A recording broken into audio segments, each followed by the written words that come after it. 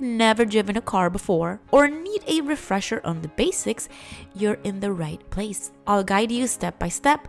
So let's get started right away with everything that you should do before even starting the engine. These foundational steps are essential for safety and comfort, but let's be real, it's essential for those who wants to get their driver's license and wants to get out there on the street. So let's dive in and begin with lesson 1. First, let's get comfortable in the driver's seat. Adjust the seat to where you can easily reach the pedals without stretching. For most cars, you'll find the seat adjustment lever under the seat or on the side. Slide forward or backward and adjust the height until you feel it's just right for you. You should be able to press both of the gas and brake comfortably without straining. Now, check your arm position. When you hold the wheel, your arms should have a slight bend at the elbows and not fully extended. Next, let's adjust the mirrors. Start with the rear view mirror. You should have a clear view directly behind you, showing as much of the rear window as possible. For the side mirrors, adjust them outward, just enough so you can see a sliver of your own car, along with a wide view of the road. This setup reduces blind spots and gives you a better sense of cars approaching from behind. It might feel strange at first, but with practice, the setup will feel natural. Now buckle up, cause this, even though may seem basic, wearing a seatbelt is crucial and wearing it properly, essential. The seatbelt should always sit across your shoulder and chest, not across your neck. Adjust the height if your car has a seatbelt height adjuster. This is for safety. In an emergency, a well-positioned seatbelt can make a big difference. Real quick, I made the Driving TV Ultimate Guide, so you don't waste hours reading boring stuff that you don't even need. This is straight to the point, exactly what they'll test you on. You'll know what to expect on the test day, what maneuvers they want, the requirements, everything. I even packed in 100 real DMV questions and answers.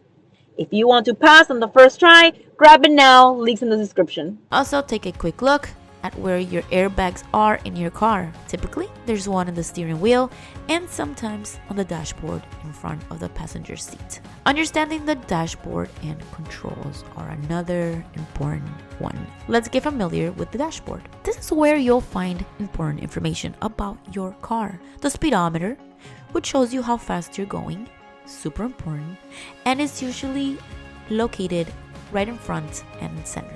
To the side, you'll see the fuel gauge, showing how much gas is in the tank. It's good to keep an eye on this, especially on longer trips.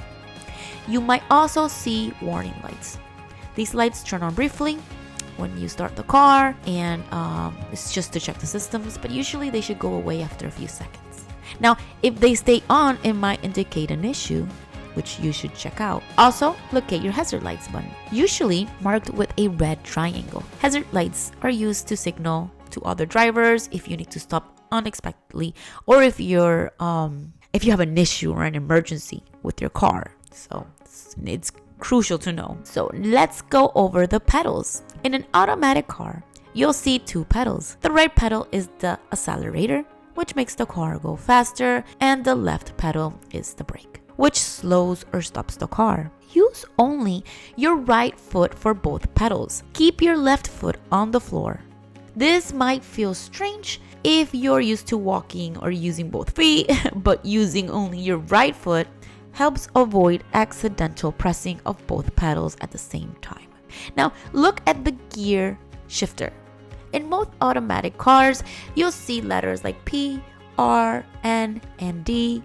P is obviously for parking. Hopefully you know this by now, which locks the intermission and is used when you're not driving. R is for reverse, using for backing up, reversing. N is for neutral, which is like a resting position. And D is for drive, which you'll use when you want to go forward. Always make sure the car is parked before you start the engine. Now, talking about starting the engine, it's time to begin and go for the drive. So what you're gonna do is make sure your foot is on the brake pedal before you start the engine. Insert the key or press the start button if your car has one. Keep your foot pressed on the brake. You'll hear the engine start. And you might notice some lights flash briefly on the dashboard. That's normal. They're just the car's way of checking the systems. After a few seconds, these lights should go off, meaning everything's good to go. Let's take a look at the steering wheel. Some cars let you adjust the wheel's position to fit your comfort.